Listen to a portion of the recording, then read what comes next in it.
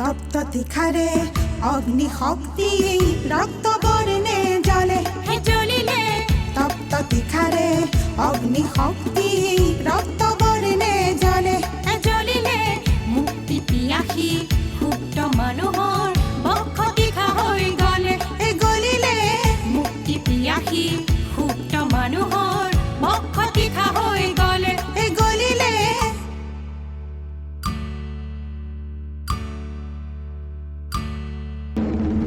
জনতাতন্ত্ৰৰ সাজি ললো অস্ত্ৰ স্বতন্ত্ৰতাকে আনিম বুলি